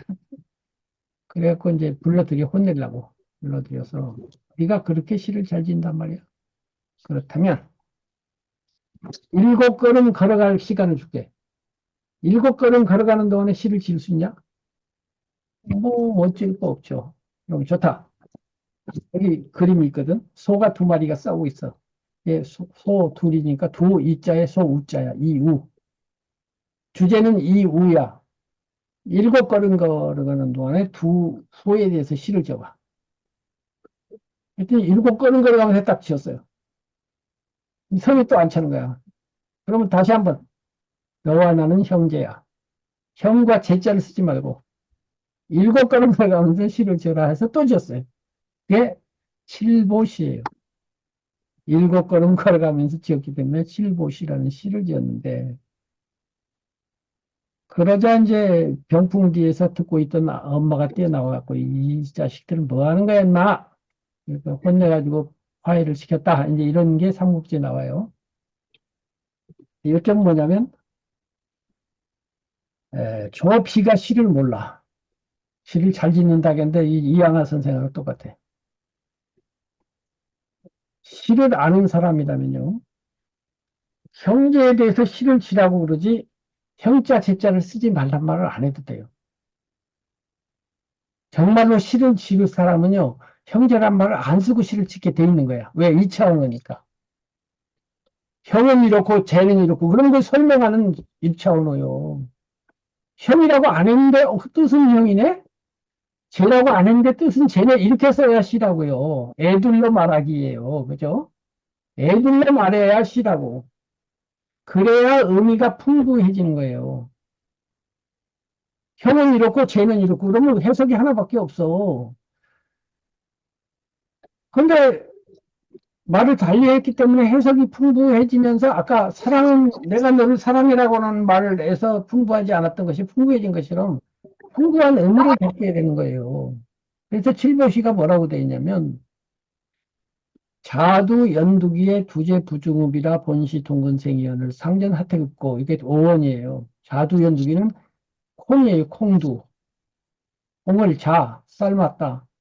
연두 콩깍지 연두 기가 콩깍지예요. 콩을 가고 나면 콩깍지하고 이게 찌꺼기가 남잖아요. 찌꺼기를 태워가지고 소시계로 해가지고 불 태워서 소태가 넣고 콩을 삶는 거예요. 자두 연두기에 두제 부중이라 콩이 솥 속에서 슬피 운다. 보글보글 끓다가 본시 동근생이야를 콩과 콩깍지가 본래 한 뿌리에서 났는데 동근생을 합치면 동생이잖아. 내가 동생이란 말이야. 당신과 내가 동근생인데 상전 하태겠고 서로 번갈아기가 이렇게 심어도 되겠습니까? 이렇게 쓴 거예요. 어디 형자를 썼어, 제자를 썼어. 근데 콩깍지가 형이고 콩은 동생이지. 이렇게 쓴 거지. 그러니까 형제에 대해서 쓰라고 그러면 그냥 형자, 제자 어차피 쓸 생각이 없어. 조식이는. 원래부터 콩깍지 얘기를 쓰려고 그랬지. 형자, 제자를 왜 써? 그래서 그럴 쓸데없이 하수들이나 하는 짓이요. 근데 이양하 선생은 쓰고 있어. 형은 이렇고, 쟤는 이렇고, 녹음은 이렇고, 이것은 은혜롭고, 은혜라는 단어를 안 쓰고, 실로그 은혜를 말할 때 그것이 문학인 거요. 답을 내가 가르쳐 주면 철학이요. 그렇지 않아요? 실록을 바라다 보면 내가 살아있다는 사실이 참으로 즐겁다. 내 나이를 세어 못하리 나는 지금 5월 속에 있다. 이것이 비천득의 표현이요. 아, 근데 은혜자를 안 쓰잖아. 그렇잖아요? 실록을 팔았다 보면 내가 살았다는 사실이 참 즐겁다. 내 나이를 세어 나이를 잊을 만큼 좋다. 이렇게 쓰면은 간접적으로 애들로 말했는데, 와, 실록이 얼마나 좋으면 저럴까. 나도 좋구나. 이렇게 되는데, 실록이 준 은혜를 생각하여 보라. 이게 뭐야? 이건 철학 언어 아니냐고. 우리나라 대표 수필가가 그걸 모르고 수필을 썼고 그것이 명수필이라고 교과서에 올려놓고 읽고 감상하고 배우고 있다고요. 내 말이 틀릴까요? 내가 지리산도인 얘기일까요? 일까요? 자, 한번 훌말건님 말해봐. 선생님 말씀 맞고요. 비교해서 좀 다시 잘 읽어보고 싶어요. 불꽃님은 어떻게? 그 수필에 대해서 어쩜 이렇게 이해하기 쉽고 그 실내도 우리 생활에서 살아가는 모습을 비유하면서 이렇게 말씀해 주시니까 마음에 쏙쏙 들어와 와 닿아요. 이거야. 그쪽에 인연이 잘 맞나 봐. 그러면 내가 강의해 놓은 게 있어요. 이양화 선생님의 실록예찬하고 피천득의 5월을 비교해서 문학과 철학 언어가 어떻게 다른가는 이미 유튜브 영상에 올라가 있고요. 제가 보내드릴게요. 그리고 여기에 댓글들 보면은 지금 두 분하고 비슷한 소리를 해요. 아, 이제 좀 알겠다는 그런 분들이 많이 있어요. 제 말을 듣고. 근데 지금 교과서 만드는 사람들이 이걸 모르고 있고요. 교과서 편찬자들이 모르고 있고, 교과서 참고서 만드는 사람들이 모르고 있고, 수필 선정하는 사람들이 모르고 있고, 그렇게 몇십 년째 공부하고 있어요. 수필을. 좀 이상해. 나는 대학에 다닌 적도 없고, 교과서 편찬해 본 적도 없는데, 아주 수필 시작할 때부터 알고 있었어. 근데 왜 모르는지 모르겠고, 심지어 재미있는 건, 이렇게 수필의 사례로 내가 들고 있는 피 선생님 자신이 이걸 나처럼 설명하지를 못해. 미치겠네요. 어떻게 하면 좋아. 당신이 작품으로는 그렇게 썼지만, 당신도 이 개념이 자리 잡혀 있지 않아요. 왜? 5월에서는 그렇게 썼는데, 딴 데서는 또 설명을 하니까. 만약 그것을 알고 있었다면 이 구절은 이렇게 쓰지 않고 좀 더 좋게 쓸 수 있는 많은 방법이 있는데도 모르고 지나가니까. 음, 타고난 천재성으로 그냥 썼지, 그런 창작가로서의 능력하고 이런 분석가로서의 능력을 겸비하지는 않으셨다, 이 말이에요. 분석가로서는 제가 뛰어나다고 저는 감히 자신해요. 100만 명 앞에서 내가 말을 할 수 있고, 온 국민 앞에서도 내가 이 얘기를 똑같이 할 수 있어요. 서울대 교수 100명 앉혀놓고 내가 얘기할 수 있고, 전 세계 문학 교수 다 갖다 놓고도 내가 이야기할 자신이 있고, 지금 설명한 거 이렇게 쉽게 설명해갖고 틀렸다고 할 것 같지를 않거든. 그리고 이것도 아까 서울대 교수님이 훌륭하시다고 그랬으니까, 일단은 방직이 됐는데, 자, 보세요. 5월이라는 것 가지고는 제가 따로 영상을 했고, 풀말그 님이 그걸 잘했다고 칭찬하신 적도 있는데, 보세요. 실록 예찬이라고 정직하게 철학 언어로 말을 해. 나 지금 실록 예찬할게요. 이건 에세이지 수필이 아니야. 철학적인 글이지 문학적인 글이 아니야. 제목 문학적인 자체가 글은 말하자면 조비처럼 나는 형제에 대해서 쓸 거예요 하고 형제 해놓고 쓴 거야. 예, 근데 얘는 그렇게 안 하고 콩과 콩깍지 그렇게 해놓고 쓴 거예요. 이 두 개의 차이예요. 실록 예찬. 나는 실록에 대해서 예찬할게요. 그럼 몬테뉴나 베이컨이 예의에 관하여, 국가에 관하여, 인생에 관하여라는 제목을 놓고 쓰는 철학 에세이와 똑같은 구조잖아요. 근데 피천득은 실록을 예찬할 건데 실록이라고 안 하고 오를 잃어버리는 거야. 콩깍지 이러는 거야. 이거 차이가 있죠? 예, 5월. 근데 5월은 실력만 의미하느냐? 다른 많은 것도 의미하잖아요. 그래서 언어가 풍부해진 거예요. 실력 예찬하면 의미가 하나야. 5월 하면 실력도 예찬하지만, 그 싱싱함, 뭐, 기타 등등, 뭐, 포함이 돼서 5월 하면 훨씬 풍부해지는 이것이 문학적 표현의 애둘러 말하기의 장점이고, 요렇게 잘하는 거를 훌륭한 문학이라고 하는 거예요. 이거를 알면 글쓰기가 전혀 달라지는데, 우리나라 수필가 중에 난 이걸 알고 쓴다는 사람을 본 적이 없고, 그냥 본능적으로는 모르기는 하지만 쓴 사람은 비천득인데, 알고 쓰는 사람은 거의 없어. 다 보세요. 그런데 비천득 5월이라는 수필이 너무너무 탁월해. 원고지로 350글자밖에 안 돼. 그런데 많은 분들이 이제 5월이 좀 알려져 갖고 이렇게 유튜브나 이런 데 그거를 올린 분이 자꾸 많아지고 있는데, 그분들 중에 많은 분은 시라고 하고서 올려요. 피천득의 시 이래갖고. 근데 시라고 해도 될 만큼 아까 말한 것처럼 5월이라는 작품은 시적이면서 동시에 서사적이거든요. 근데 앞구절을 보세요. 5월은 금방 찬물로 세수를 한 21살 청신한 얼굴이다. 실록 예찬이란 말은 단 한마디도 없지만, 와, 이 비유, 애들로 말하기라니까요. 직접 말을 안 하고, 난 실록 예찬의 실력이 고마워요도 안 하고, 실록은 아름다워요 하고도 말을 안 했는데, 비속에 얼마나 많은 게 들어있습니까? 그리고 이 비유가 너무가 10번 해도 안 되고, 절묘한 그 자체야. 5월은 금방 찬물로 세수를 했어. 더운 물로 해도 안 돼. 찬물 해야 되고, 조금 전에 해도 안 되고, 금방 해야 돼. 세수가. 그것도 21살이야 돼. 22살도 안 되고, 20살도 안 돼. 18살도 안 돼. 이야, 그 감각이 너무나 탁월했어. 그 한 살 차인데요. 만약 22살 청신한 얼굴이다 해봐요. 내기 촉 빠지잖아요. 그렇잖아요. 21하고 둘 사이가 그렇게 큰 차이가 있네. 20살 청신한 얼굴이다. 뭔가 아니야. 뭔지 모르지만 딱 21살이야 돼. 내가 볼 때도. 그렇지 않아요? 아니, 그리고 의문적으로도 21, 의문적으로도 리듬으로도 그렇고, 네. 하나가 넘어가야지. 20이라면 꽉 찬 숫자.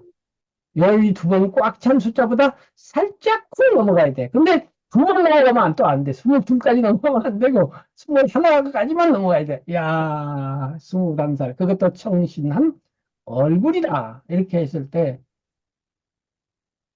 그 애들로 말하기로서 우리가 이미지, 딱 느낌이 떠오르잖아요. 요게 예술이라는 거예요. 이 문장이 우리 마음속에 떠오르게 하는 그림. 꼭 그 구체적인 추상화일 수도 있어요. 꼭 구상화는 아니지만 그 이미지. 상이죠, 상. 이 선생님, 상이 예술이에요. 그렇게 해서 피 선생님은 아까 말한 실록 예찬, 직접 아니고 5월 해가지고 비유로 애둘러서 콩깍지를 말하듯이 말을 해버리는 거야. 나는 지금 사랑에 빠졌어요. 또는 나는 당신을 사랑해요라는 말로는 전할 수 없는 것이 애둘러 말함으로써 전해지는 것 같은. 전혀 말은 이쪽으로 했는데 옆구리 찔러갖고 딴 얘기가 되는. 그러니까 문학에는 그렇게 말을 해야 돼요. 근데 이렇게 하려면 비유가 제일 대표이기 때문에 비유를 잘해야 돼요.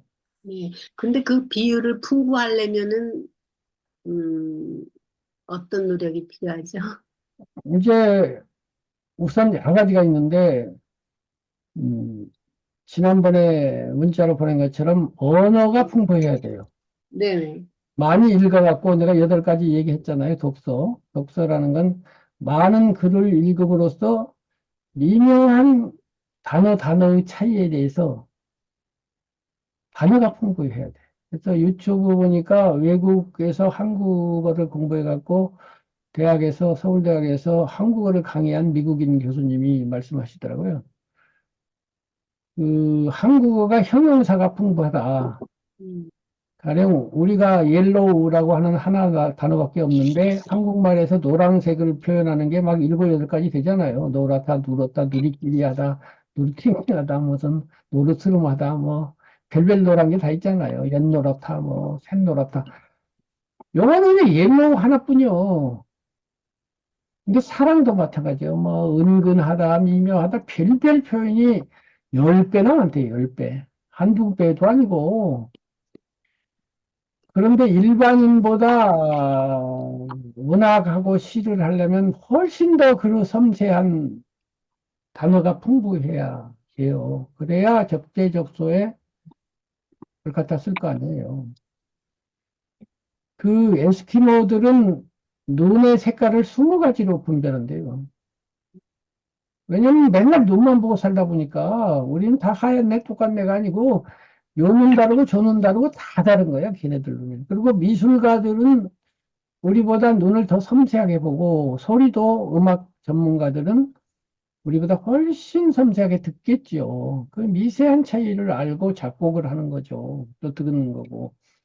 그러면 문학을 할 때도 우리 언어가 소재니까 언어에 대한 그런 풍부한 뉘앙스라든가 미묘함을 많이 알고 있고, 두 번째는 삶을 사랑해야 된다고 할 때, 삶의 경험 자체는 A와 B가 똑같더라도, 이민찬 이야기할 때 이야기한 것처럼, 경험은 똑같은데, 얘는 언어가 풍부하니까, 아, 그 경험을 수많은 언어로 표현할 수가 있는데, 어떤 음악가는 경험은 윤찬이랑 똑같은데, 말로 하세요 그러니까 떠벅떠벅하고 좀 이렇게 되는 것이 되니까, 제일 중요한 것은 경험이 미세한 것도 중요하고 그 미세한 경험을 언어로 표현한다. 오늘 제가 봄이라고 하는 수필을 보여드렸더니 풀맑은님이 뭐라고 하셨는데 풀꽃님한테도 보내드릴게요. 그 봄이라는 수필을 보면 제가 피천득을 그렇게 예찬해도 피천득과 제가 다른 어법이 있잖아요. 느끼잖아요. 그죠? 봄은 아지랑이로 온다. 뭐 이렇게 할때 피천득 선생님이 표현하는 기법하고 제가 표현하는 기법은 많이 달라요. 제 기법이 훨씬 더, 적어도 봄이라는 숲에서 나타나는 기법이 훨씬 더 아름아름해요. 덜 분명해. 피 선생님은 무지개를 7개로 나눈다고 하는 명료성이 있어요. 수필은 청자연적이다. 5월은 금방 찬물로 세수를 한 21살 청신하고. 이거는 7살짜리도 똑똑한 놈은 다 알아들을 만한 표현이에요. 근데 김정빈이 거기서 사용하는 언어는 7살짜리는 모르게 돼 있어요. 아름아름하고 내가 머리가 아파가지고 일어나가지고 가보니까 샛노란 개나 입고 집혔는데 막 거기에 등불이 켜진 것처럼 환했는데 갑자기 어지러워가지고 야 아름다움 가지고도 고통이 일어나다는 걸 그때 나는 처음으로 알았다. 그래서 그 아름다운 걸 보고 어지러움을 이제 고통으로 본 건데 아름다움에서 내가 고통을 느끼면서 어지러움을 느끼는 걸 7살 때 그랬다. 내가 이렇게 썼을 때 이거는 7살짜리가 알아듣겠냐고. 비천득에게는 이런 미묘한 그 부분이 없거나 적어요. 그렇지 않아요. 그냥 명료하고 깔끔하고 상큼하고 똑똑 떨어져. 그림으로 치면은 펜 하나 선화처럼 분명해. 근데 김정빈이는 주상화나 스푸마토 기법. 스푼. 스푸마토가 뭐냐면 말하자면 뭉개버리는 거죠. 그러니까 예, 윤곽선을 흐리게 윤곽선을 흐리하게 하면서 예, 경계선이 없도록 이렇게 뭐라고 예, 스모키하게 처리하는 게 스푸마토잖아요. 이 스푸마토를 맨 처음에 한 사람이 다빈치예요. 예. 그, 모나리자가 대표적이죠. 예, 엊그저께 누구랑 대화했더니 모나리자를 봤더니 요만한 그림 하나 보려고 400만 명이 간다는데 실망하고 왔어요. 이런데 뭘 모르니까 실망하지. 스푸마토라든가 이런 예술이라든가 이거 본질을 알면 절대 실망할 수가 없죠. 자기 800만 명이 루블박물관에 1년에 가는데 400만 명이 그거 보러 간대요. 내가 사진 찍고 난 봤어 그러고 오는 거야. 그게 왜 세계에서 가장 유명한 그림인지 전혀 모르지. 그 핵심 중에 하나가 스푸마토예요. 언제 그 음영이 어느 사이에 바뀌어 있는 그것이 그 전 선배인 보티첼리의 비너스의 탄생이라고 있잖아요. 거기에는 선이 분명해. 비너스 피부선하고 배경선이 분명한데 모나리자에는 이게 스푸마토 처리가 돼 있고 그 성요한이라는 그림도 있어요. 그다음에 최후의 만찬 이거 보면 스푸마토 기법과 원근법을 이용해서 그렸는데, 이 스푸마토라고 하는 것 속에는 뭉개어갖고 경계선을 흐리게 하는데 이게 굉장히 철학적으로 깊은 의미가 있어요. 이것이 예술의 본질이기도 해요. 이렇게 딱 나누면 이것이 철학 언어예요. 언어로 치면.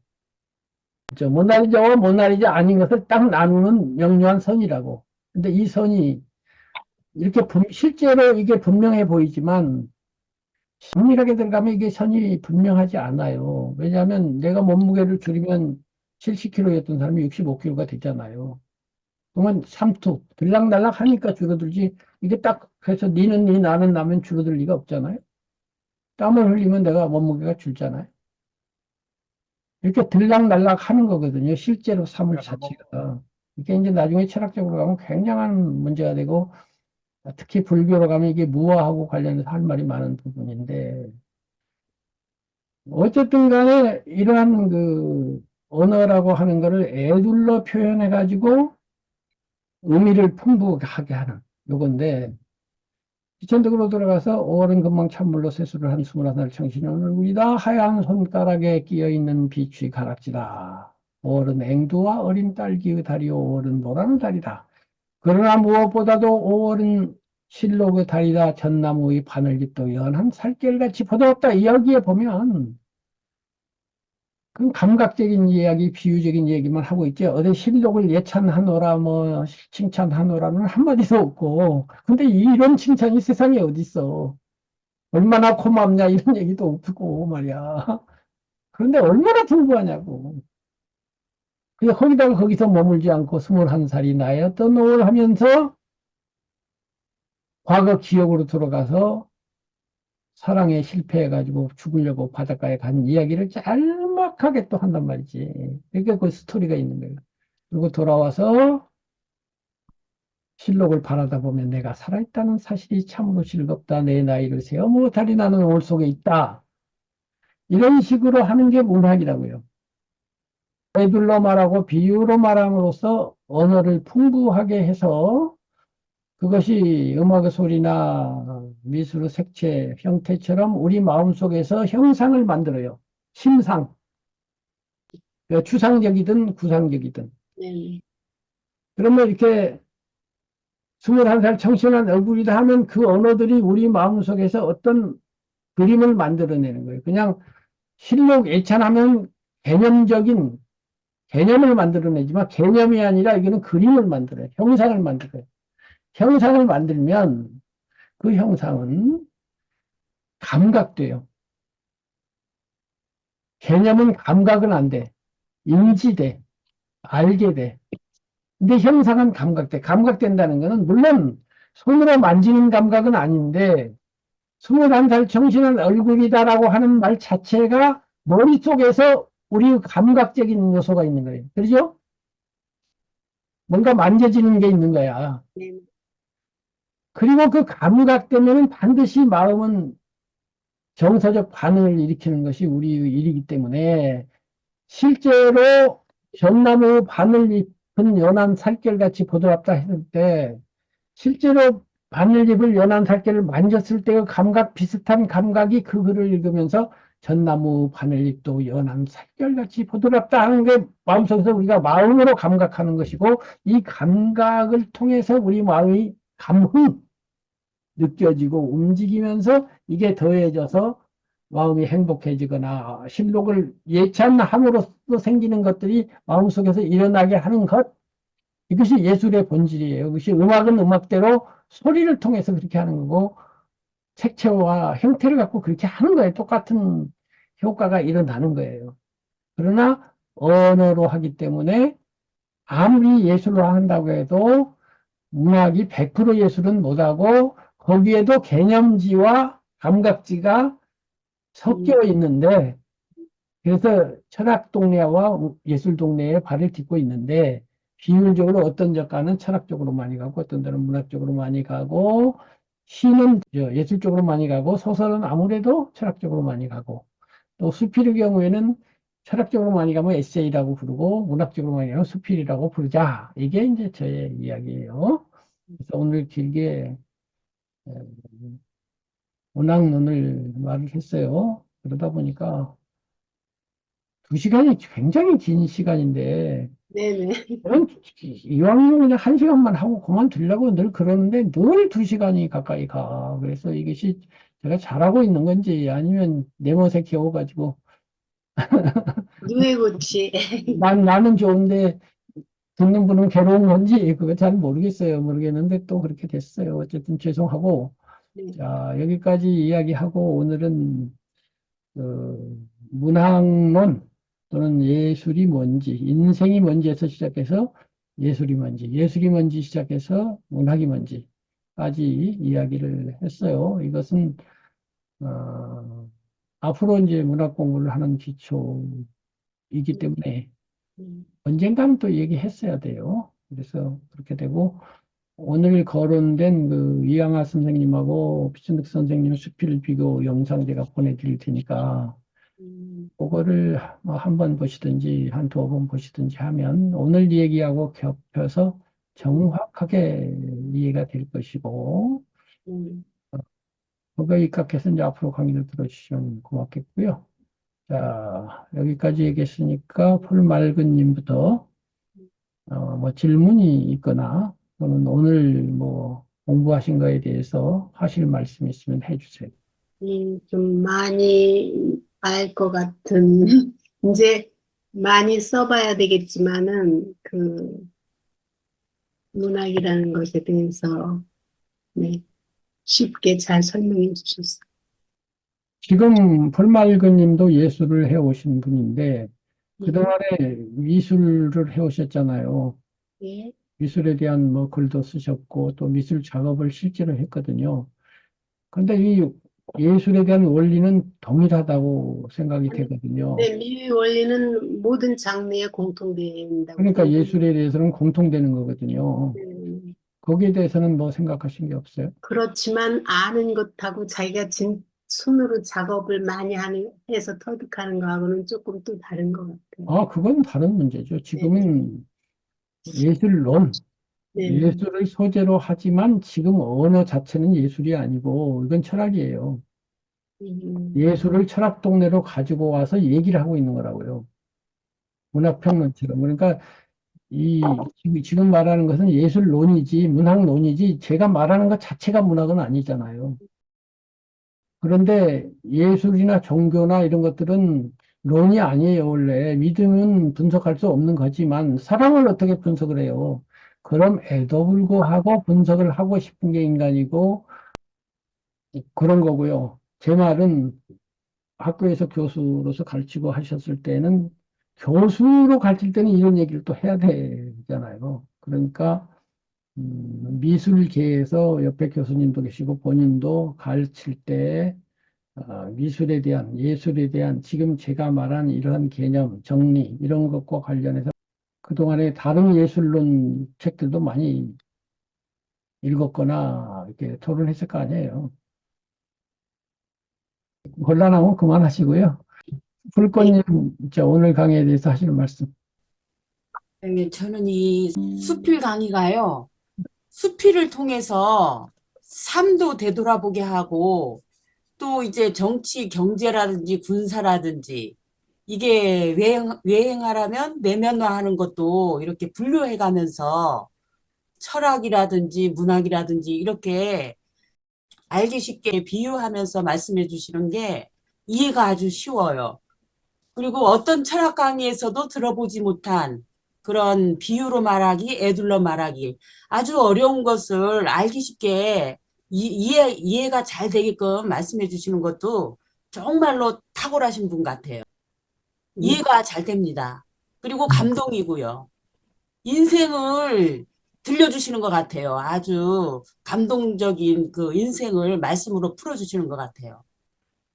네. 아이고, 칭찬 고맙습니다.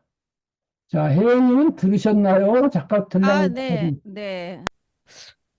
오늘은 그 문학이란 뭔가를 기초를 처음부터 잘 다져주신 것 같아요. 저도 필요하다고 생각하고요. 어디서도 이렇게 기초를 잡아주지는 않아요. 근데 이제 교수님은 아예 그냥 일부터 시작하는 그런 느낌이 들어서 거기서 또 뭐, 네, 몰랐던 거를 또 알게 돼서 네, 오늘 좋았어요. 자꾸 자화자찬 비슷하게 돼서 조심스럽긴 합니다만은 저는 글 쓰는 초기부터 이거를 지금 말하는 수준의 거의 90%로 말할 수 있었어요. 다 알고 있었어요. 음, 이 선생님하고 대화할 때 다 알고 있었거든요. 그리고 그때 쓴 글에도 이것을 알고 있다는 표시가 나는 문장들이 꽤 많아요. 그런데 왜 이것이 교과서에서는 이런 얘기를 이렇게 쉽게 못하고 엉뚱하거든요. 내가 보기에는 수필에 대해서 교과서에 쓰는 거 보면 아까 누구한테 비유했는데 미인을 쓰다듬는데 유리를 덮어놓고 미인을 쓰다듬는 격이다. 도대체 그게 뭐냐? 뭘 배우고 있는 거야? 그래서 문학 자체를 배우고 있는 거냐? 문학 비슷한 거를 그냥 대충 배우고 있는 거냐? 왜 철저하지도 않고 핵심으로 파고드는 육박하는 힘. 학이 불사해서 그런 거 아니에요. 아, 맞아요. 맞아. 배우기만 하고 생각을 안 하고 검토 또 안 그런 해서 그렇고요. 과정을 거치는 사람들은 또 그들만의 바쁜 것이 있으니까 아마 예, 예. 부족할 수도 그래서 있을 자꾸 거고. 그 뭐 현실 그게를 비판만 해서 좀 미안은 한데, 그러나 우리가 공부할 때 그렇다고 봐줘 갖고 될 일이 아니고, 아니면 그냥 아니라고 그래야지 속 시원하게 해결이 되지. 긴 척하면 되냐고. 그러면 우리 고향에서 하는 말, 우리 누님이 가끔 하는 말이 고름을 놔두면 살되니? 뭐 이런 건데, 고름은 도려내야지. 아닌 건 아니라고 그래야지. 고름을 뭐 덮어놓고 뭐 계속 이랬으면 그게 살이 되는 건 아니잖아요. 그래서 아닌 건 그냥 아니라고 그러자고. 그래야 속신하게 해놓고 그 다음에 시작이 되지. 뭐 예의 차리고 체면 차릴 때가 따로 있지. 아무 데서나 그럴 건 아니거든요. 그거는 문학에만 그런 것이 아니라 특히 이제 구도, 삶, 인생을 다루는데 그 대충 넘어가고 인생이 되겠습니까? 확실하게 해놓고 가야죠. 그렇게 해서 기초가 잡혀야 아까 지금 푸르코님이 계속 말씀하시는 게 제가 설명하는 게 알아듣기 쉽다. 네? 제가 천천히 설명하면 초등학교 5학년도 알아듣게 말을 할 수 있을 것 같아요. 이런 내용. 그렇잖아요. 저도 그 똑똑한 5학년 다 알아듣지 않겠어요? 그렇게 말할 수 있는 거예요. 예술이 뭐다, 인생이 뭐다까지도 말할 수 있어요. 인생이 뭐다는 거에 꼭 무슨 그거 아니에요. 잘 알아듣는 애한테 천천히 인생이라는 건 말이야. 1부터 시작해서 하면요. 그냥 구구단 수준밖에 안 돼요. 인생이 그렇게 복잡한 거 아니에요. 3에다 3을 더하면 6 맞잖니? 이렇게 될 수 있는 거라고 저는 확신하고, 그래서 늘 말씀드리지만은 공부라는 게 1에서부터 2, 2에서 4 해갖고 퍼져나가는 쪽으로 공부하면 한도 끝도 없지만은 정리해서 1로 딱 돌아가는 공부를 해야 결말이 나고, 그래야 진정한 의미의 삶을 시작할 수 있고 기초가 확실하고, 그래야 문학을 하든지 말이야 인생을 하든지 뭐가 분명하지. 엉덩 대충 뭐 그러려니 나보고 청문회 가가지고 나쁜 놈 데려다 놓으면 내가 딱딱 불러가지고 7걸음 만에 완전히 항복시킬 자신 있어요. 막 그냥 명패를 집어던지고 소리를 지르고 이게 무슨 소리야. 민주주의가 뭐고 국회의원이 뭐고 국민이 뭐고 당신이 서 있는 자리가 뭐고 국가는 뭐고 인간은 마땅히 어떠해야 하고 그러므로 당신은 어떻게 해야 하고 당신은 어디서 들렸고 딱 정확하게 해서 꼼짝달싹 어떻게 해야 그래야 논리가고 법률 공부했다는 게 뭐예요. 논리했다는 거 아니에요. 근데 법률가 출신이 수두룩한 국회의원들이 그렇게 한 사람 하나 없고 화만 나고 우리 편은 잘했고 맨날 이러고만 알았어요. 속 터져요. 오늘 잘난 맛으로 제 얘기 많이 했는데 아, 미안하고요. 예. 아니, 교수님 하나 여쭤볼게요. 예. 그 일반적으로 수필은 그 내가 경험한 것을 서사적으로 적는다. 그게 그러면 맞는 건지, 남의 이건 인생도, 59분이 되어서 네, 답할 시간이 없어요. 네, 그 다음 시간에 물어봐 주시고 아니면 문자로 해 주시면 제가 다음에 강의할게요. 지금 네, 네, 몇 네. 초밖에 안 남아가지고 아, 네, 알겠습니다. 오늘은 이 정도 네, 마치겠습니다. 네. 감사합니다. 네, 다음 주에 감사합니다. 봬요. 예. 네, 네. 수고하십시오. 감사합니다.